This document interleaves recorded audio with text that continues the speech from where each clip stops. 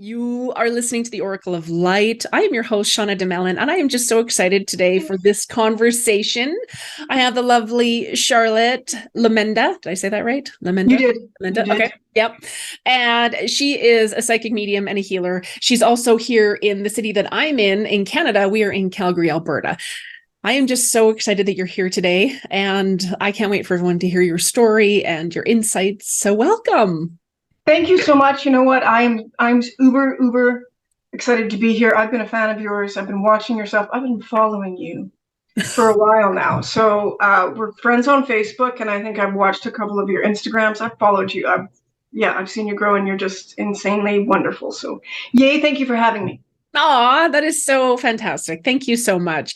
It's always nice to, meet someone that gets this world. And so, yeah, we could probably talk for 6 hours straight, but my guys are like, okay, let's get some work done. We can I chat. know I got my guides going. Reel it in, Charlotte. Just reel it in. Reel Just it in, right? yeah. All right. Will you start us off telling us how all of this started for you with your near death experience and how you stepped into your gifts and all of your beautiful capacities with mediumship and spirit? Well, it's interesting. So quickly, I had a near death. So I was in a very bad accident when I was 34. Um, and when I had the accident, my body rose above and I could see the vehicles on the highway down below. And I remember seeing what I didn't even know, my body being taken in the ambulance going over the hill.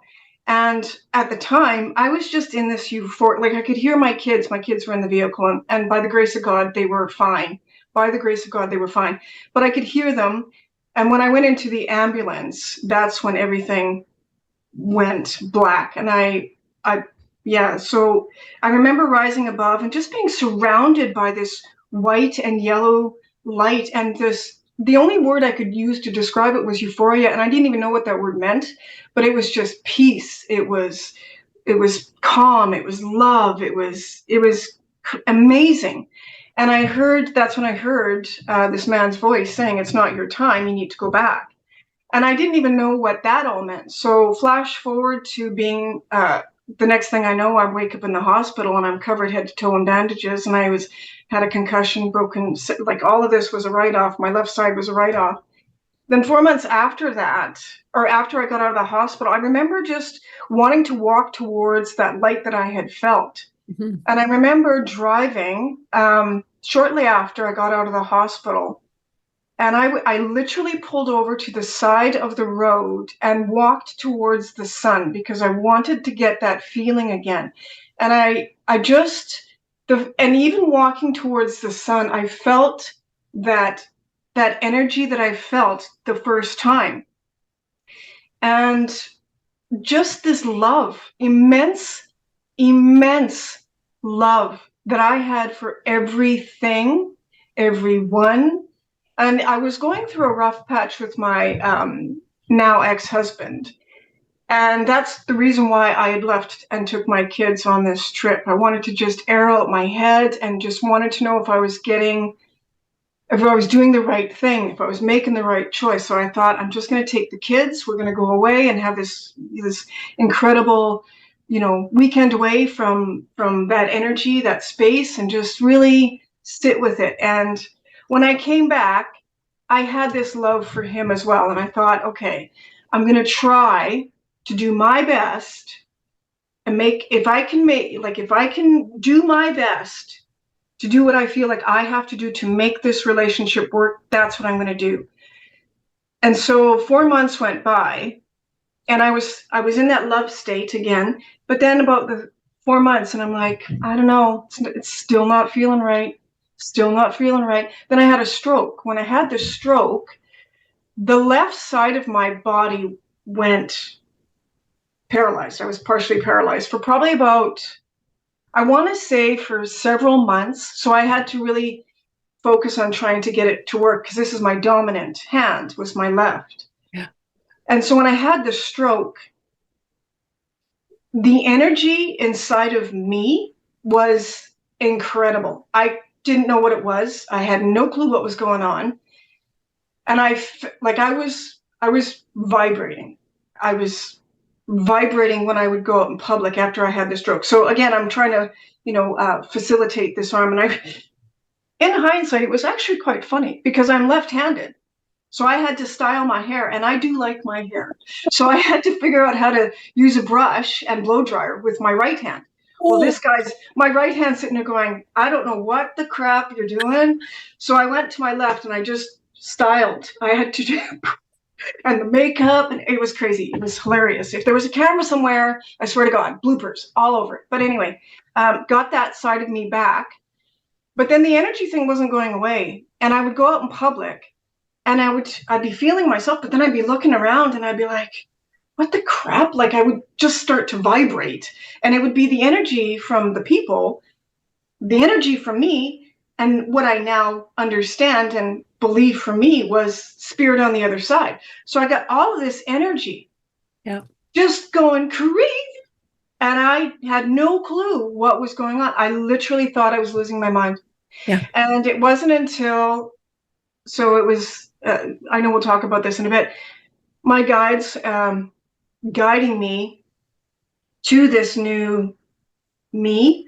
And it was just a lot. It was a lot at one time. And so, then I started to hear people who had crossed over, and I would hear them on Facebook. And then even with my brother, which was substantial. I don't want to leap too far ahead, but so just, that was that was my near death. It was like there was a couple things that kind of led from the near death to the stroke, and then all of that stuff that kind of, it just little doors opening. And it was all of a sudden, it just felt like the garage door opened. Not so much the closets. Yeah. It's like the full-on garage door was opening. Yeah. And it was, it was a little overwhelming. It was overwhelming. Yes. I imagine. Beautiful though. Beautiful. Yeah, absolutely. Absolutely. Yeah. Beautiful. I love hearing people's experiences from near death. I love hearing what it felt like, what it looked like, I love hearing that. And I think it's just so powerful. And I think it's a beautiful confirmation that there is more, This isn't it. Someone said to me the other day, well, we're just worm food. So I don't know who you're talking to. I said, well, you know what, if that's what you believe, that's cool. You do you, I do me. And so it's amazing. So you heard this voice, and so you saw yourself. I'm thinking of the movie Ghost, right? Like he sees himself, and then you hear this voice that this isn't your time. It's fascinating. Well, and so here's the interesting thing, what I now know in hindsight. I've always had these, when I look back at my growing up, my childhood, I've always had this, you can relate, I know you can, but the things that stick out in my mind, I was like, in my adult life, I look back and I go, oh, I would always sense things. I always had this sense. And I didn't know what that was at that time because I'm so small, right? But I remember, this one specific time. So just a brief,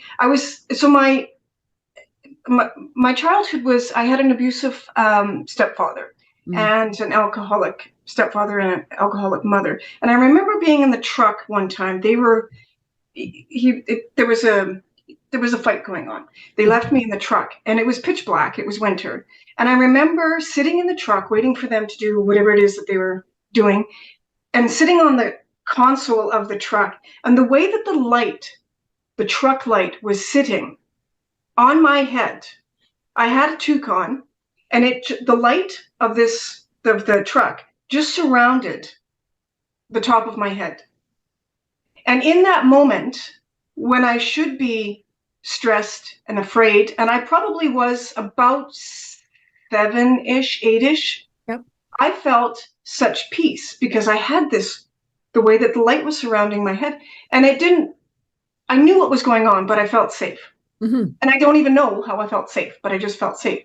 So I found that, that was one of those things I was like, well, that's interesting. And so when I heard, I went to a movie several years after my near death, And I remember sitting in the theater. So I'm holding all of this experience that I had in, because my husband at the time was atheist. So I couldn't really talk to him. No judgment, right? So I couldn't really say anything to him. And I remember I did speak up and say something, and he just kind of went, and I went, okay, well, we're gonna drop that conversation real quick. Yes. But and I remember going to this movie with my oldest daughter, who was in the accident with me, and her best friend. We went to this movie. I wanted to go and see it. And it was about this little boy who had a near-death experience. And the whole time that I'm watching, I just got overwhelmed and I started crying, because that was the first time that it just really sunk in that that's what I had. That's what I experienced. So we left the theater, and I just went blah, to my daughter and her bestie, and they're just like, "Hey, Mom, I'm gonna help you with the buckles in the back. It's okay." So again, I got silenced, just out of fear, and I understand that. So yeah, it was, in hindsight, I went, okay, so I could see where the synchronicities were. I could see where it was catapulting to, no, Charlotte, this is the way we want you to go. And I feel like that's where, the big JC he said that voice, and that's who I know who that was now. I recognize who that was now. Yeah. But yeah, it was quite amazing. I love that. Lovely. That's amazing. And it's interesting because I trying to think off the top of my head if I know of any, mediums, intuitives, psychics, healers who haven't had a tumultuous childhood. I can't think of any. You know what I mean? Like I think of a couple. I think, I don't think they had. I mean, everybody has trauma to some degree. Everybody has upsets and disappointments and stuff. But just, when you start to look at it, it's just like, wow, okay, this is fascinating, right? Like, it's just like, interesting. And I remember someone saying to me once, she said, well, if you work through so much difficulty, it means that you have a bigger calling, right? And at times I'd be like, well, I've had enough of the difficulty. Let's just get this shit going. Let's just get this show on the road already, right?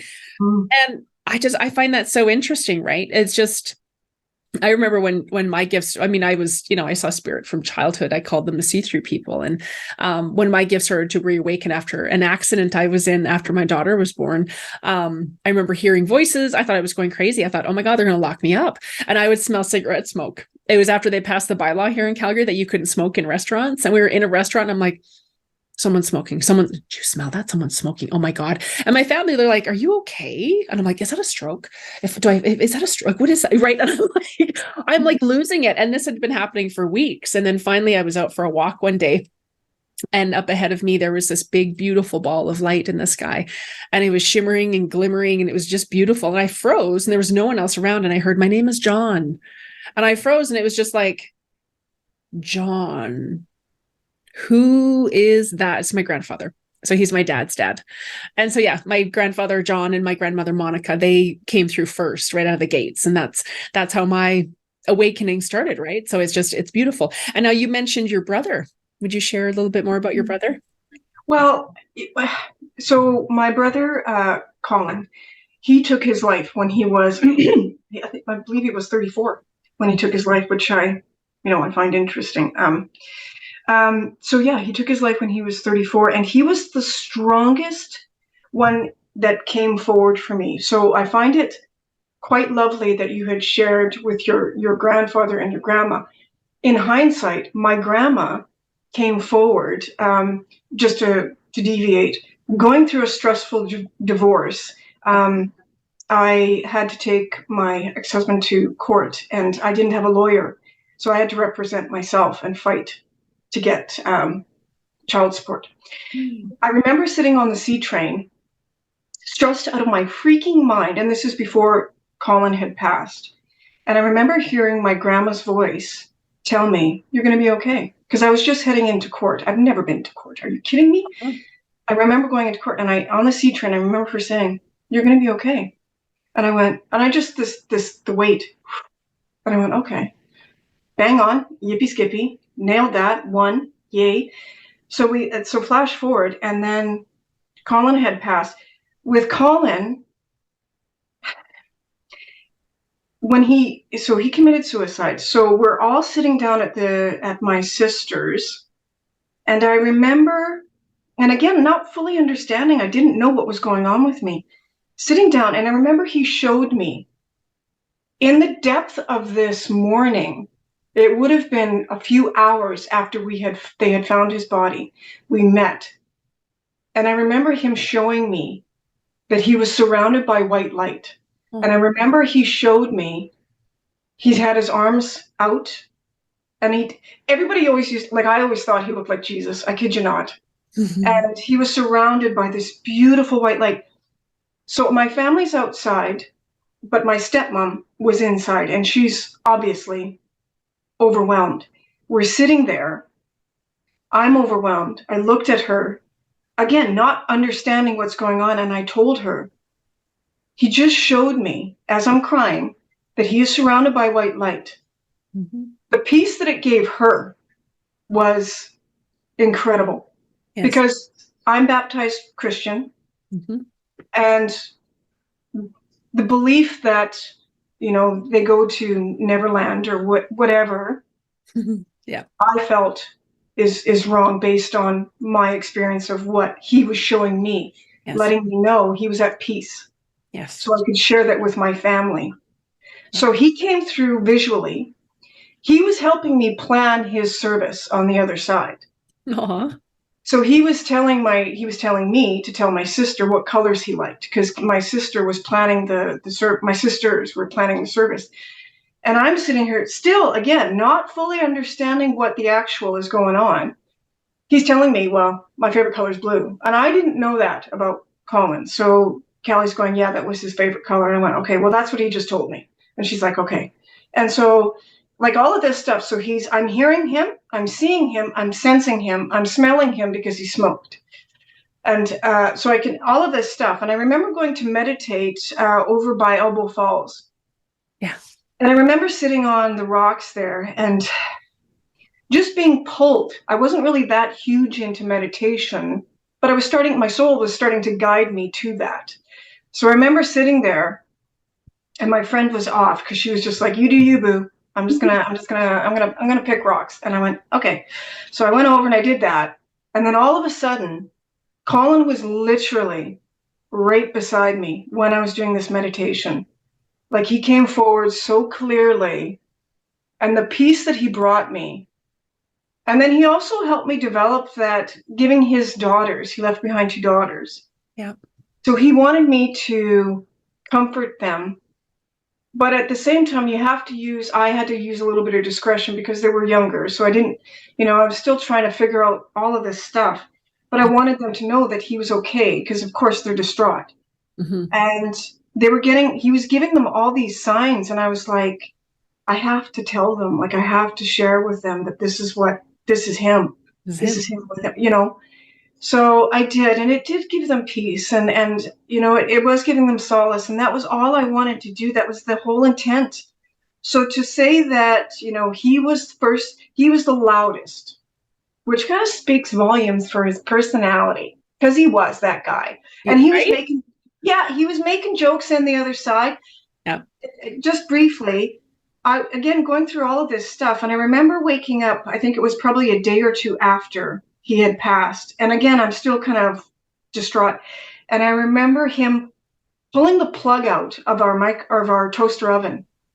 And I remember going downstairs first thing in the morning, and I'm screaming at my kids. I'm like, why do you guys, like, Riley and Matt? And I actually screamed Colin. I was going, Colin, like, why are you doing that? And I, again, not knowing what's going on, my son was like, Mom, it's not Colin, it's Riley.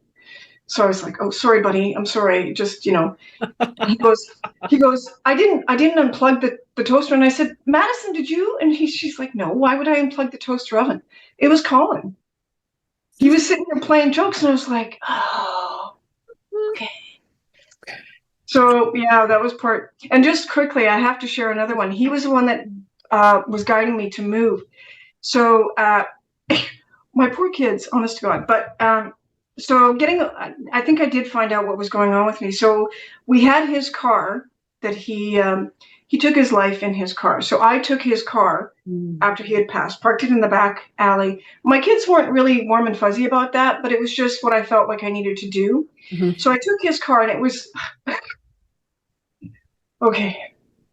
I took his car, and I think it was about Halloweenish. And again, this stands to truth about true testament of who my brother was. So my son was with me. It was pitch black. The horn in my brother's car went off, and it would just kept going off randomly. I knew it was Colin. I knew he was playing. Yeah. My son was literally crapping his pants. He's like, I'm like, come with me because we got to shut this off. He's like, I am not stepping foot outside of this. But again, I knew it was Colin, but he's my biggest guide. I've got other guides, but he's one of my main ones that brought me to understanding the transition I was going through with the loveliness that was being opened up inside of me. The seeing, the feeling, the sensing, the hearing, the smelling, all of it. Mm-hmm. And he was the one that gave it first. Like grandma was the first one with hearing. Yep. My mom, I saw her and I sent her. So it was just, but Colin was the one that really just went boom. So yeah, huge, huge. Yeah. I love that. Oh my gosh. Yeah. Thank you for sharing that. His energy is big, big and loud. Big personality. Yeah. I'm here and this is happening. I love that. And I think that I wasn't really sure how things were going to start to unfold when my gifts really started to rear their head again. And I was guided to have Reiki. And it was in Reiki that I was like, I felt like I'd been plugged back in again. And I thought, I have to learn this. I need to learn this. What is this? And so I became a Reiki master teacher. And then out of nowhere, people started asking, do you do Reiki? And I'm like, yes. So I started offering Reiki sessions. And then it was in the Reiki sessions that the loved ones started to come in again. I'm like, nicely played. Nicely played, you guys. I'm like, that was good. Yep, that was good, right? And it's beautiful. And I find there was a TikTok I did maybe a month or two ago, and it was on suicide. And it was from my perspective, right? Like, and they're very, it's a very delicate situation, and it's a very delicate circumstance that we talk about. And it's how much can we share, because our soul's journey is our soul's journey. And when someone transitions in that way, they're still very much a part of our life. They're still alive in spirit. And that is part of their growth and their journey and their experience. And so I love that. I love that you can share that experience about what happened with Colin, because I think people think, that they, if someone takes their life, that they're damned to hell and they're gone and nothing happens to them and they're bad and they're this and they're that and they're so selfish. And it's like, no, they're just in so much pain that is literally the only way that they can stop it. And that's it. It's done. And so I love that. It's beautiful. It's beautiful to talk about, because it's one of those topics that, it brings up a lot of discussion around that. Mm-hmm. Well, and just briefly too, I realize now that Colin was my teacher. Colin is a teacher. And I do feel like now that he's on the other side, I feel like his capability to teach is stronger than it was here. Yeah. I feel like, yes, it is absolutely devastating. Mm-hmm. However, I do recognize that a lot of the stuff that he was feeling, I have gone through. Yeah. I've experienced that. And mm-hmm. I know that he is letting me know what he feels he wished he could have done, had the tools to implement in his healing process, but he didn't. Yeah. And I feel like he taught me a lot, and I'm learning, and I recognize my own wounds. I recognize my own inner pain. Mm-hmm. I recognize that I want to take his teachings from the other side, his guidance from the other side, to do better, to pay witness, and just teach. He teaches on the other side. I teach on this side, and we're learning together. And that's why that's part of the process for me, is to teach those to do better through his experience, Yeah. through my experience, and just doing both and being able to help and heal those on the physical plane. Mm-hmm. And I love that you shared that. Thank you. There was someone who I have permission to share whenever I share stories about clients, because the work is sacred.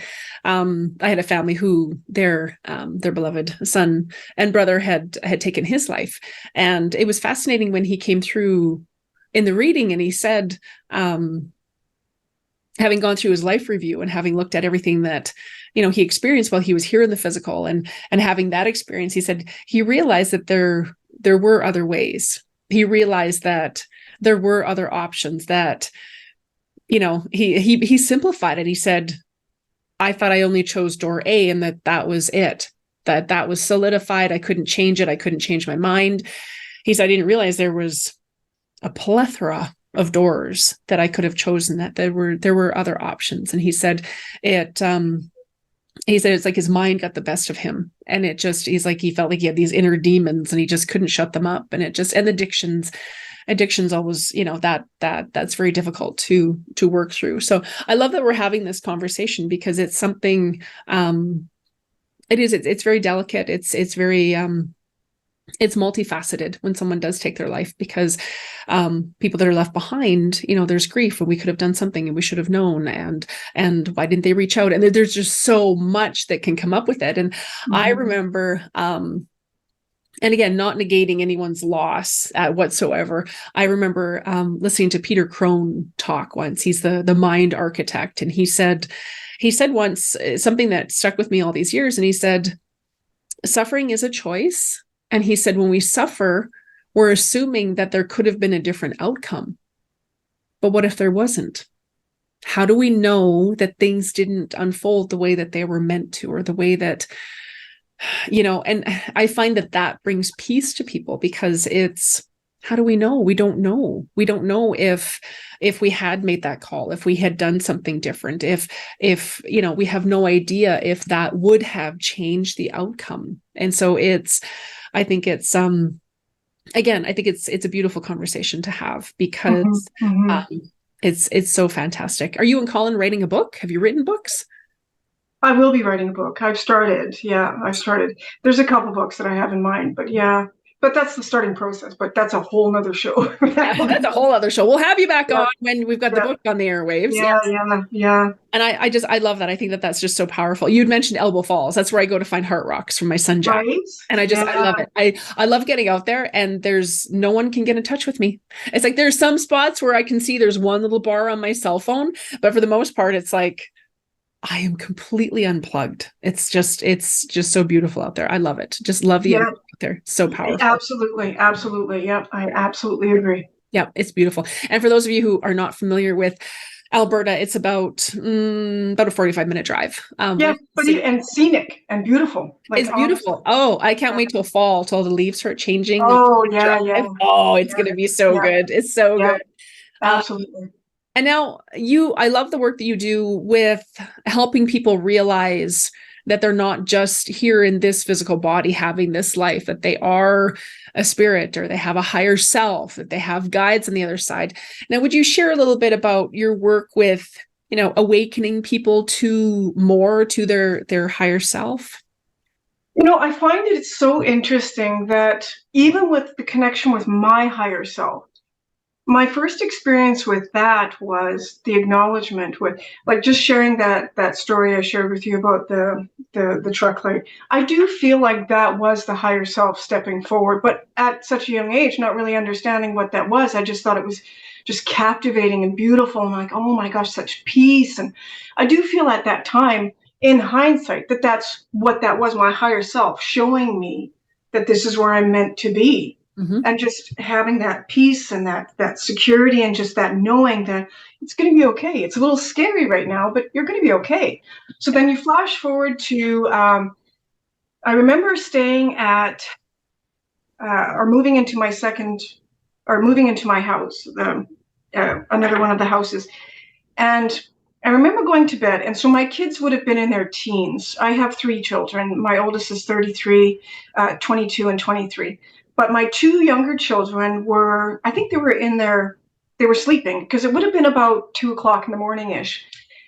And I went to bed, and I don't sleep with any noise. So I didn't have a fan on, and I was, I'm single, so I was by myself. And I'm just hitting that stage, that lovely, blissful stage. And all of a sudden I hear, Charlotte. And sprang up out of bed, and I went, what? And it was so funny because it didn't scare me, but it startled me. Like, it didn't freak me out, but it startled me. And I got up and I went to the window, and I'm looking out, and I'm like, I see black street lights. Nobody's out there. And I went, what the crap was that? So I went back to bed and went back to sleep. Like I said, I wasn't scared, and I didn't understand what that was. And then all of a sudden, voices. Like, I was hearing voices, but this is my voice. This is my voice. And I was like, so it's like playing ping pong. I got my ego, and then I got my higher self, and I'm like, ooh, am I listening to? But the higher self, what I found, what was interesting, like the conversation, man, the conversation. Would love to have heard that conversation, right? Oh my gosh. Like, it was all, the ego is like me, I, like me, and the ego's like, chill. Like, or not the ego. The higher self is like, the higher self is just like, bring it down. Bring it down. This is where we're going to be right now. It's the we conversation, right? Yeah. And then I kept hearing the you. You're going to be okay. You're going to be fine, Charlotte. It's going to be okay. Yeah. We're here for you. So it was that kind of, and I got them like I, and me. So I was trying to differentiate what the crap. Like, meanwhile, I swear to God, if I were to sit there and watch myself, I'd be like the conversation going on inside of my head. Honestly, yeah. So the higher self, for me, was my voice. So that's what I started to get a little bit more familiar with. And I started to recognize. I remember driving, and I encourage people to try to really be aware of this. And this is what I teach my students. Really be aware when you're in that meditative state. And for the most part, it's usually when we're driving. Mm-hmm. We are focused. We should be focused. We should be focused on what we're doing. We're in the present moment. When we're focused and we're in the present moment, that's when we get the information. We get guidance, right? Yeah. And I started to understand what that process was for me.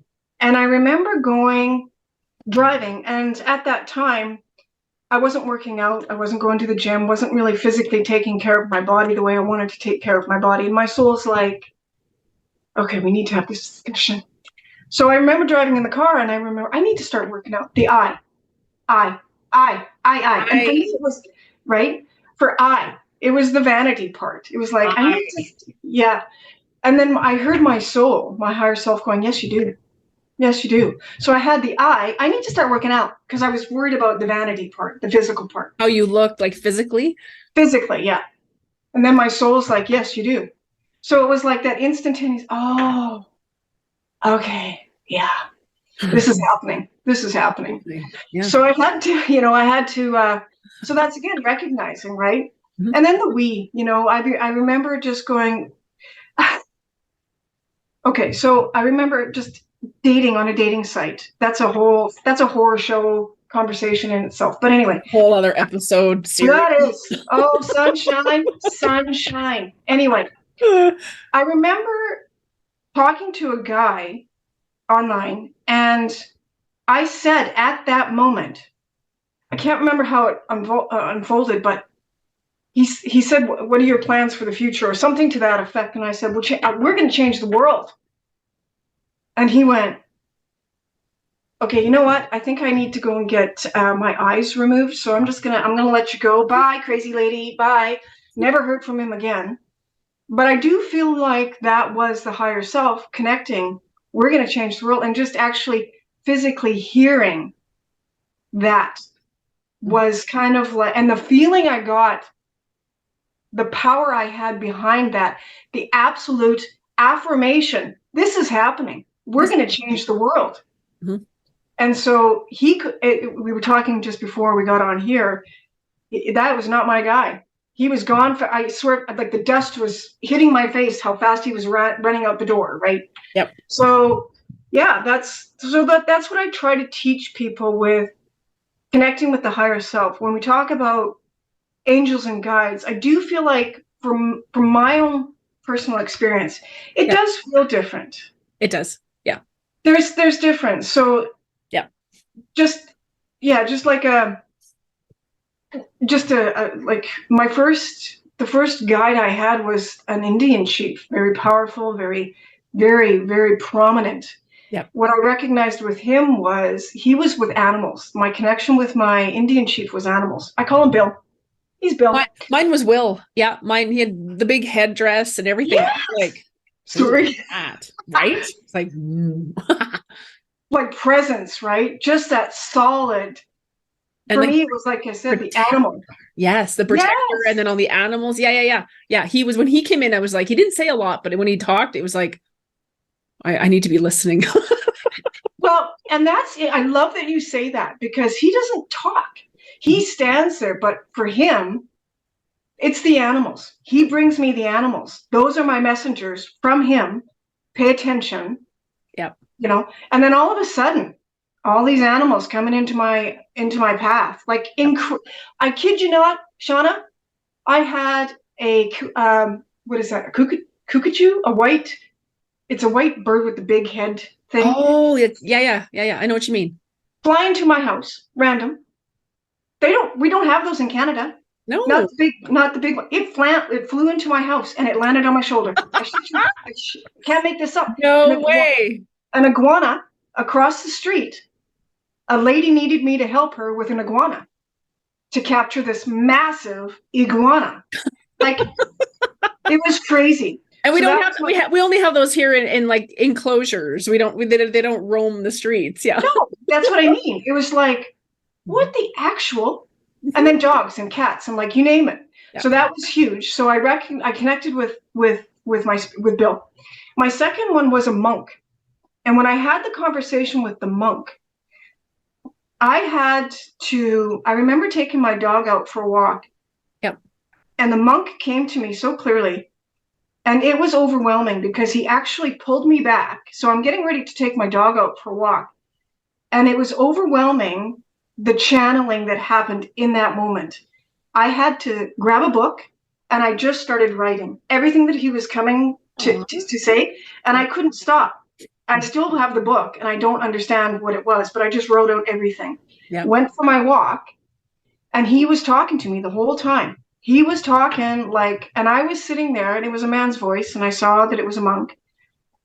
And I remember walking my dog, and if anybody was watching me, I'm sure they were sitting here going, 911, there's a crazy blonde looking at the sky and she's not really responsive.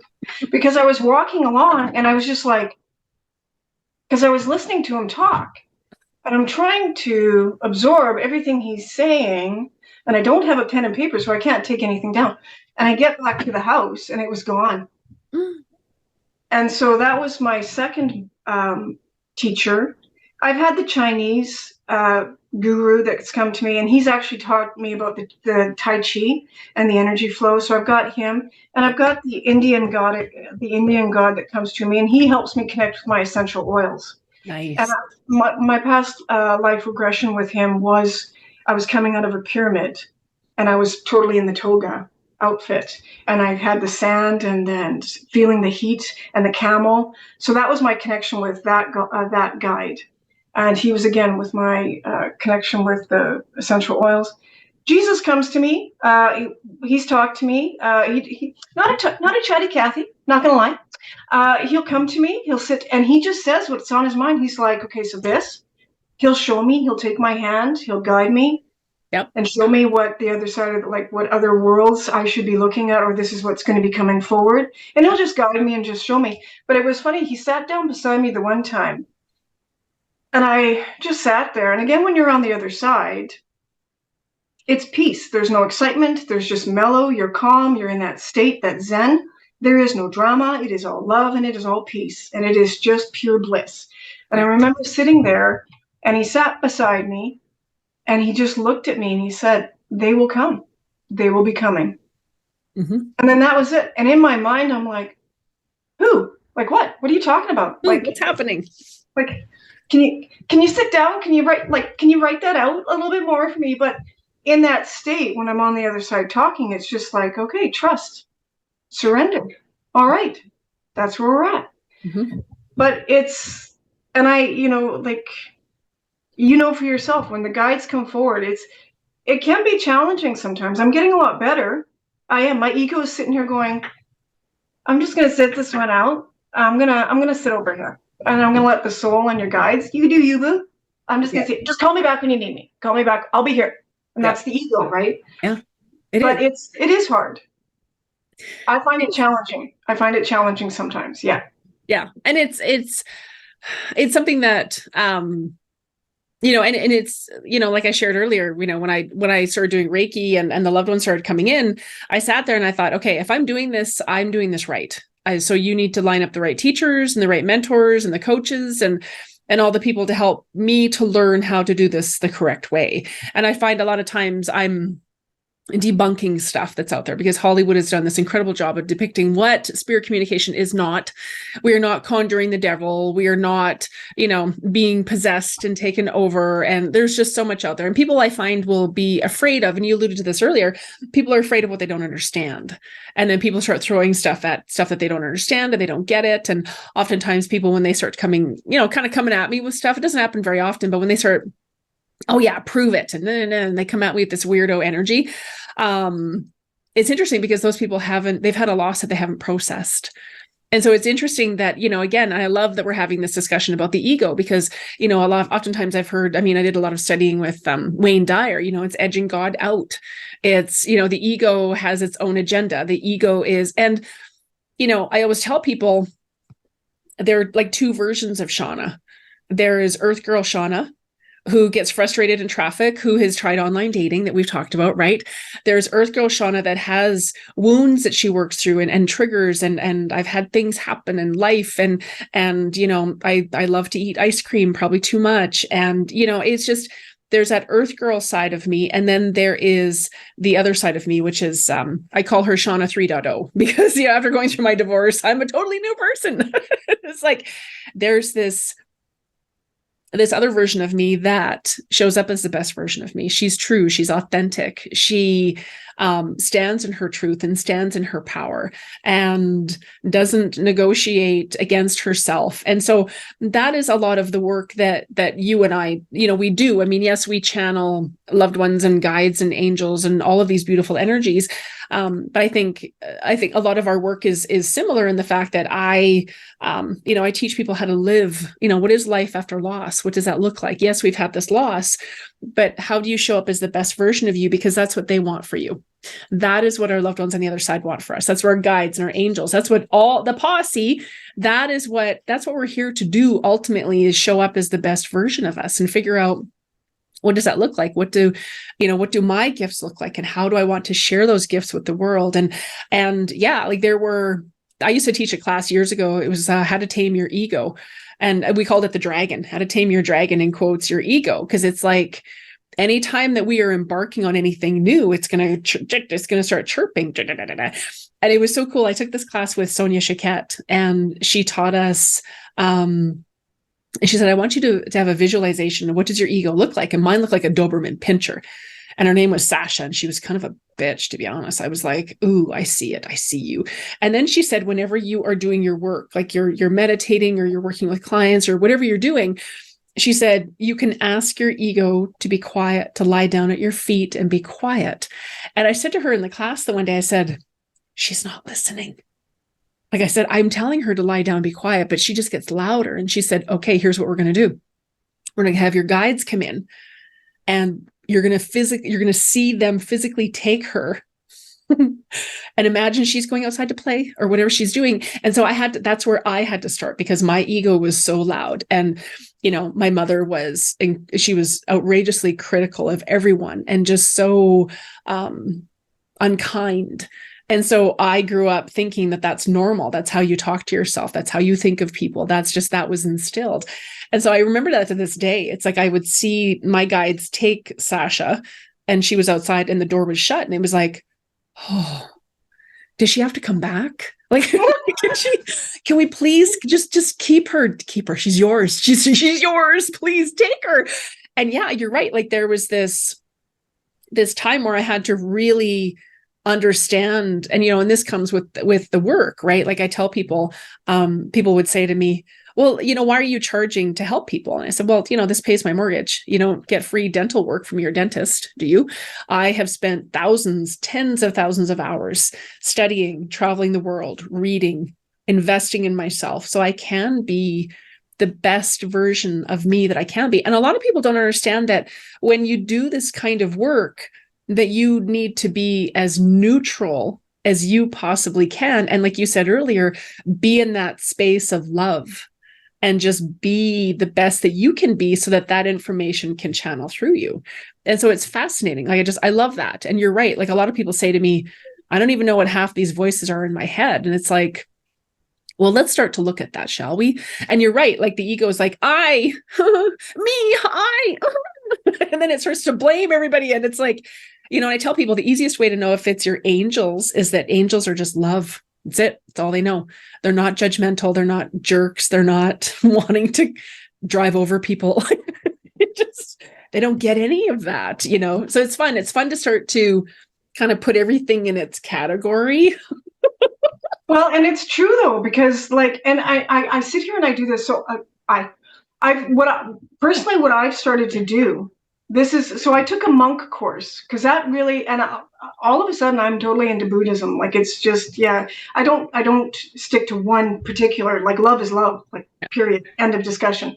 Yeah. But it was just like for me, the new version of me that I'm wanting to move into is the removal of the I and the me, and trying to and again, I love my ego. I love it. Mm-hmm. I have to. I mean, I need to do math. Like I need to figure out math. I need to balance my checkbook, like all of that stuff, right? So I need that. So I appreciate and I love, and I'm a Leo too. So that's just double whammy with that one. Thank you. Thank you.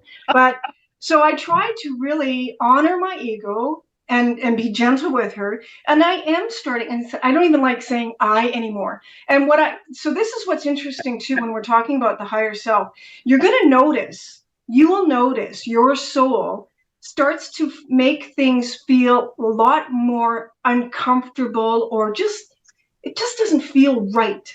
Yeah. Like maybe it's a group of people that you're hanging out with, because you're evolving, right? Like your soul's evolving. Yes. And you don't understand. And I just it was so beautiful. I just did a reading for a lady and she just didn't understand it. And I said, sunshine, honey, muffin, sugar, plum. It's because you're elevating. Your soul wants you to elevate. Your higher self is sitting there going, no, boo, I'm sorry, babe, but this needs to go to the side because we have something a little bit better. We have something a lot better for you.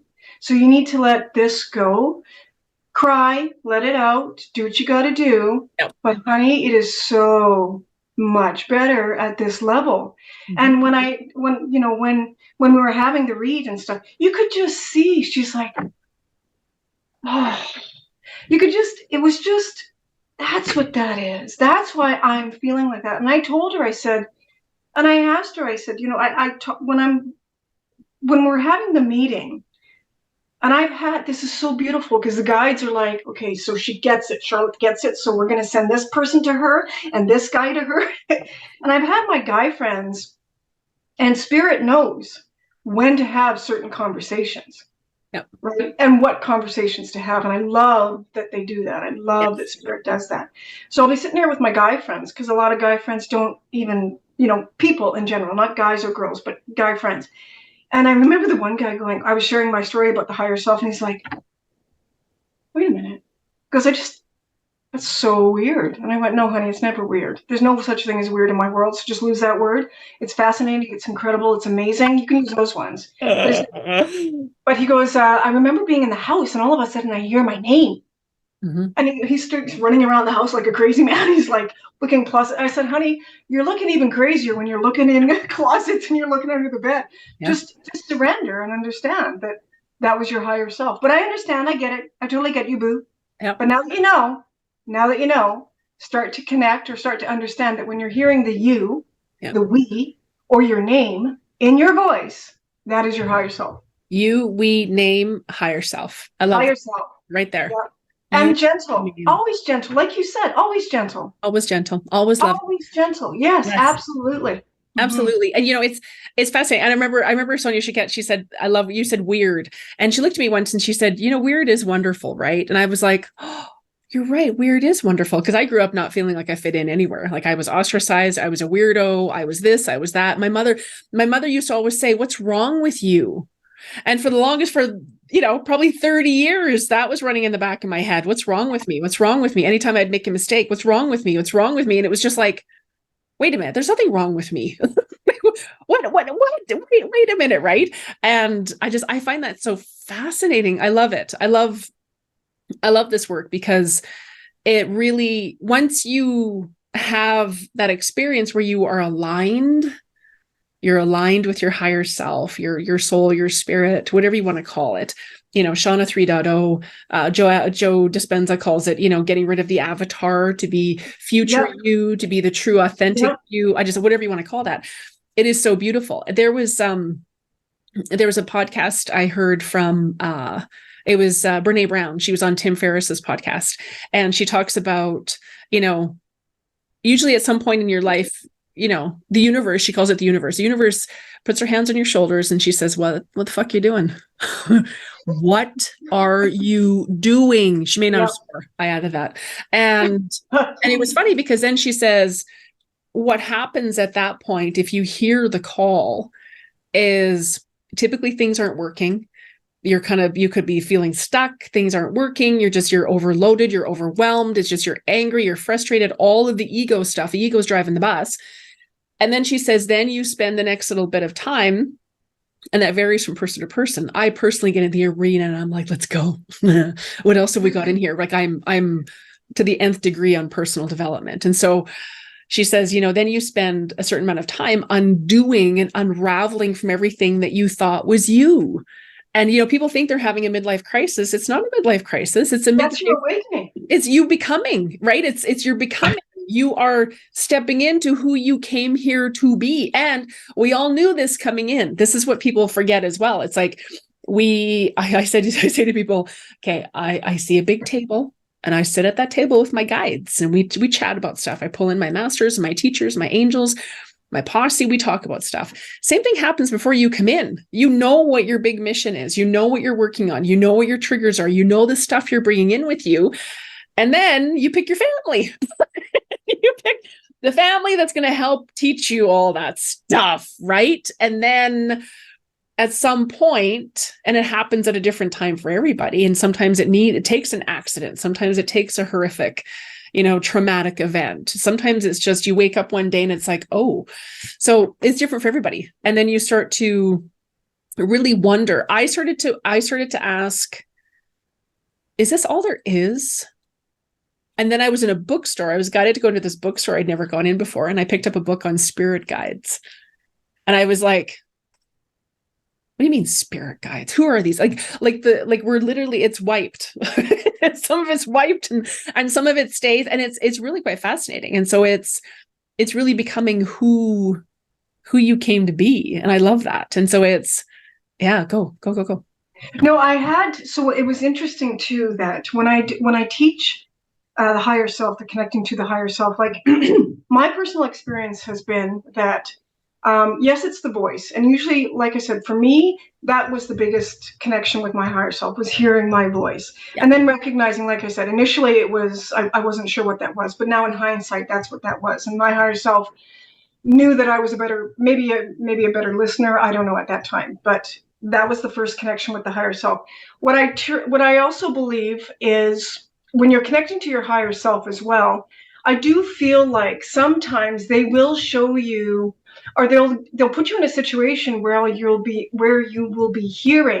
overhearing certain things going on in your world, Yep. that your higher self needs needs you to pay attention to, because it is going to be something that you're probably going to be experiencing, and that's why you're feeling or hearing that conversation at that specific time, in that specific moment. It Yep. is something that like your higher self, I believe, is hitting you, going, making you kind of overhear that conversation. But I also believe Yep. that too, that when people talk about goosebumps, I also feel like with my belief, and just what I've learned, is I feel like when you're having those conversations that you're supposed to be having, or when you're receiving the information that you're supposed to be receiving in that moment, Yep. your physical body is showing you the goosebumps. Yes. You are supposed to witness. You are supposed to be present in this moment. And you will acknowledge, oh my gosh, I just got goosebumps, because you were supposed to Yes. receive that message, information, whatever it was. The chills, same thing. Yep. So I tell people, like, those are just little things. Those are just little subtleties Yep. that are making you pay attention to the physical, visually seeing it, because you're not picking up on what you're hearing or Yep. what higher self is laying down. So we're going to show you, and we're going to get you chills just to get you to pay attention. Yeah. I love that, right? Because it's, sometimes people are like, well, why can't I just sit down and people say to me, they with opening their spiritual gifts, are like, I want to see my loved ones on the other side and have a conversation with them. And I say to them, well, wouldn't we all? Right. And I said, it depends on how your gifts work. Depends on how your gifts work. And it's like training for a marathon. What do you need to do to train for a marathon? You're going to eat differently. You're going to train differently. Your sleep is different. You're drinking more water. You have special shoes.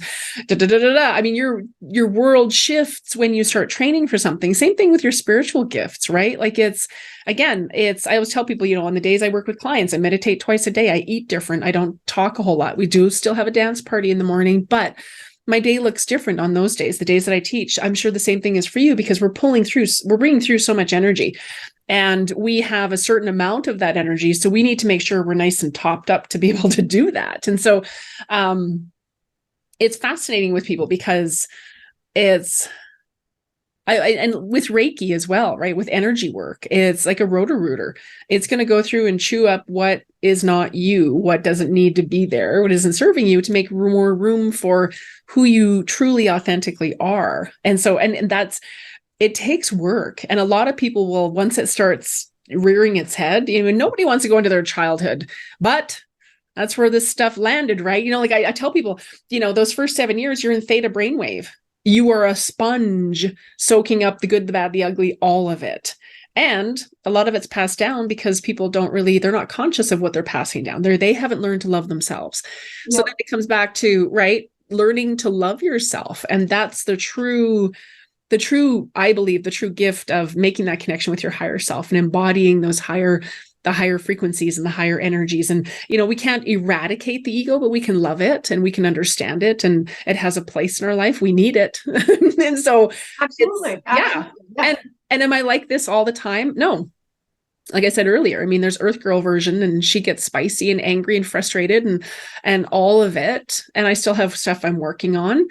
But then there's this other version of me. And so the work becomes, I want to hang over on this side a little bit more. I don't want to be angry. And I find a lot of people on the planet, it's like misery loves company. People are choosing to suffer, and they think I'm judging them when I say that, but I'm not. It's a choice. You can get up in the morning and choose happiness, choose suffering.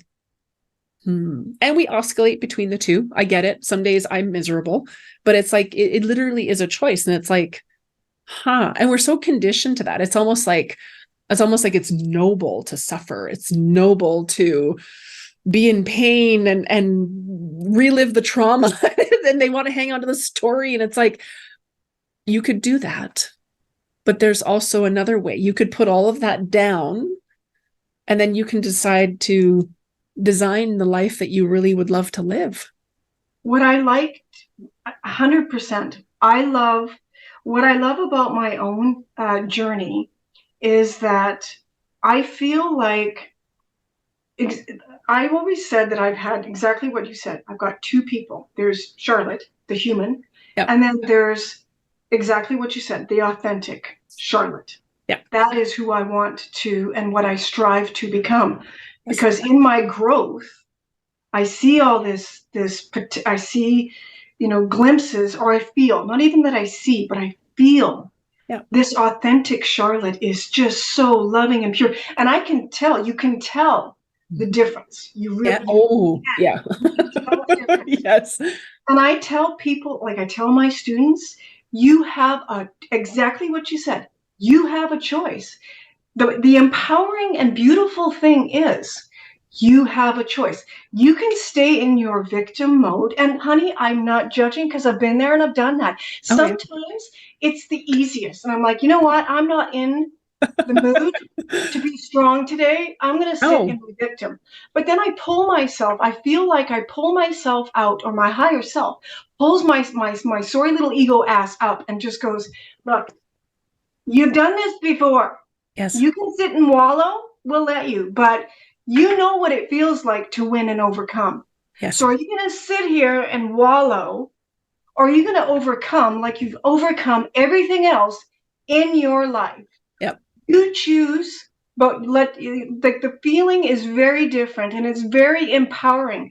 Once you acknowledge that you're going to go through, and I tell my students this, once you acknowledge and you're ready for the fight, it's going to be a fight, but the victory, sunshine is all that matters, because you went through that process. Yep. Because now you've escalated and you're going to be helping another come through the exact same thing you just went through. Exactly. If that does not inspire you enough in itself, yep, that's a choice. It's true, right? It's like,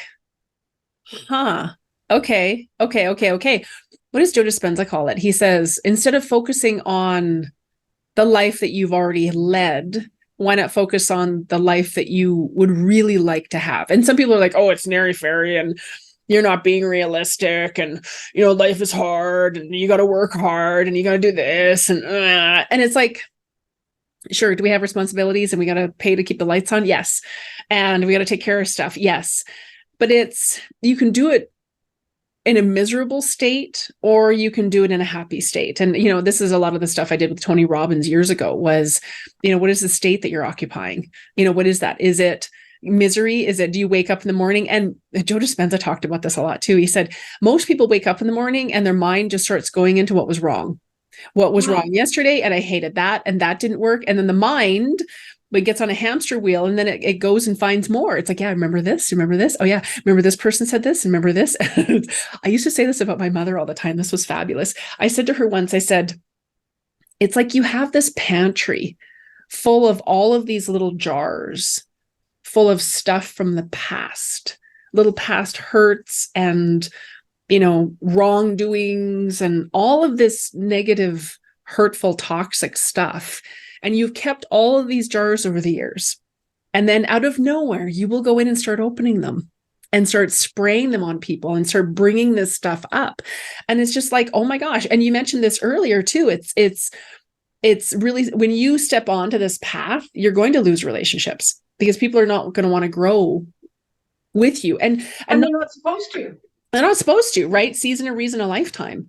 And it's like, cool. And I've lost so many friendships over the years. And I thought, oh my God, is there something wrong with me? No, there isn't, because they don't want to step up. They don't want to grow. They don't want to let go of their stories. And that's okay. Right. And that's okay. And it's like, now I get to a point where I'm not beating myself up and I'm not beating the other person up. It's like, cool. I trust that if you're meant to be in my world, you will be. And I send you love and blessings because I know you're working on your own stuff. And that's okay. And maybe at some other point we will meet up again. And if we don't, that's okay too. There are 8 billion people on the planet. I got stuff to do. And it was funny because I didn't realize I was holding on to people too. Like for the longest time, I would hold on to people, and then it would be like something would happen and I would be like, oh, that doesn't feel good. I don't, this relationship is shifted. Oh, I don't think we're meant to be this close or in each other's worlds at all. And then I would end the relationship or step away from the relationship, and then they would come back and I'd let them come in, and then it would escalate. It would have to get even uglier. And then it would end again and they would go away and then they would come back. And I'm like, what if I just didn't let them back in? And I think it's a lot of, I don't know if you found this, but I found that it's really about boundaries. It's when we come back to self-love, when I'm not abandoning myself and I love myself and I value myself. And that's work in progress some days. Some days I'm really good, some days not so much. Oh, but it's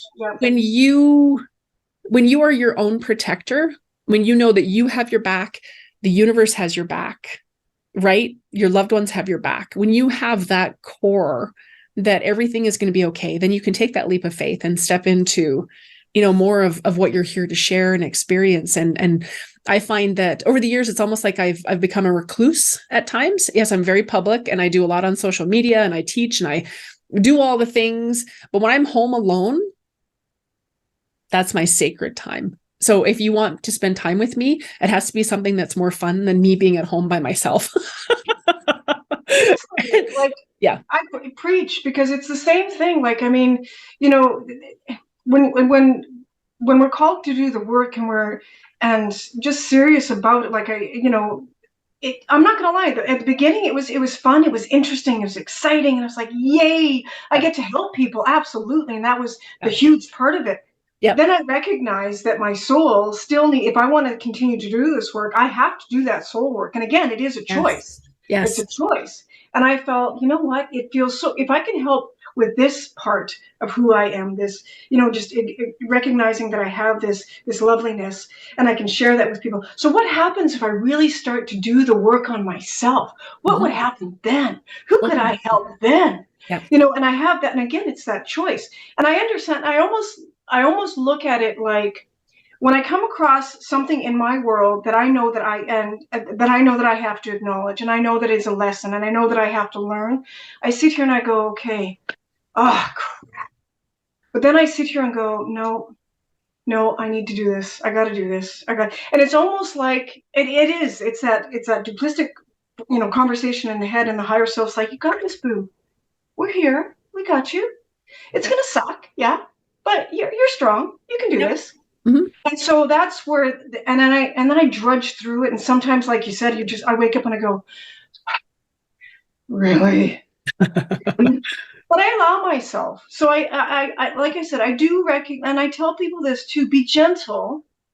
Be gentle. It's a work in progress. And I love the I that I am, the physical I of the ego. I am that person, and I need to honor that. I'm going to ball my face out. I'm going to chow down on chocolate.